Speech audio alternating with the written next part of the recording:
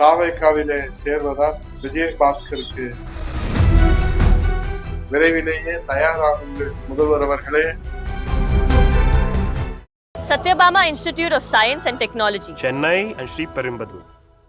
Karur Vijayabaskar MLA பதவி ராஜினாமா. அதிமுகவில் இருந்து விலகியதால் இனி 1000 ஆண்டுகள் இந்த மண்ணிலே விஜயபாஸ்கர் வாழ்வார்.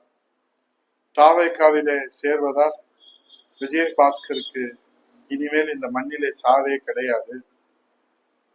எல்லோருக்கும் பிறப்பும் இறப்பும் ஒரு முறைதான். இருப்பது ஓர் உயிர். அது நம்மை வாழ வைத்த கழகத்திற்காக நாம் வாழ்ந்து காட்டினால் வரலாறு, இல்லையே அது தகராறு. இப்போது கரூர் விஜயபாஸ்கர் தகராறை ஆரம்பித்து வைத்திருக்கின்றார்கள்.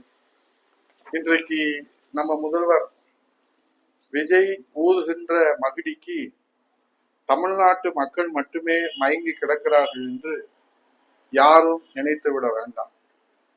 நடைபெற்ற சட்டமன்ற தேர்தலில் தாவேகா கட்சியை எதிர்த்து மக்களால் தேர்ந்தெடுக்கப்பட்ட மக்கள் பிரதிநிதிகளும் தொடர்ந்து விஜய் ஊதுகிற மகிடிக்கு மயக்கம் அடைந்து வருகிறார்கள். அதிலே கரூர் விஜயபாஸ்கர் இரட்டை இலையிலே வெற்றி பெற்று மயங்கி போன 6வது சட்டமன்ற உறுப்பினர். எங்கே போய் நிற்குமோ இந்த ஜனநாயக கேலி கூத்து. இப்படி தொடர்ந்து கொஞ்சமும் கூச்சமில்லாமல் அச்சமின்றி அரங்கேற்றி வருகின்ற அரசியல் அலங்கோலத்தை தட்டி கேட்பதற்கு விஜயின் மகுடிக்கு மயங்கி கிடக்கிற தமிழ் சமுதாயத்திற்கு இப்போது வேண்டுமானால் துணிச்சல் இல்லாமல் இருக்கலாம். ஆனால் இனி இப்படியே தான் காலம் போகும் என்று மாண்புமிகு முதல்வர் விஜய் நினைத்தால் அது தவறு. விரைவிலேயே தயாராகுங்கள் முதல்வர் அவர்களே. தமிழ் சமுதாயம் உங்களுக்கு துணிச்சலான முடிவை தருவதற்கு காத்து கொண்டிருக்கிறது. ஜனநாயக திருவிழாவிலே அடுத்தடுத்து ஆள் பிடிக்கிற வேளையில் சளைக்காமல் சாதித்து காட்டி வருகிறார் நம்ம முதல்வர் விஜய் அவர்கள். இது எதை காட்டுகிறது என்றால், கோயில் திருவிழாவிலே பிள்ளை பிடிக்கிறவர்களுக்கும்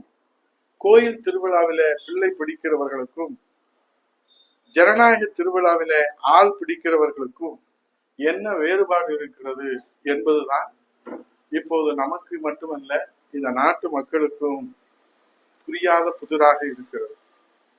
ஆகவே தமிழக வெற்றி கழக அரசுக்கு பெரும்பான்மை பலம் கிடைக்கிற வகையிலே இன்னும் 12 சட்டசபை தொகுதிகளுக்கு மொத்தமாக இடைத்தேர்தல் நடத்த மாண்புமிகு தாவேகா தலைமையில விஜய் அவர்கள் திட்டமிட்டிருக்கிறார்.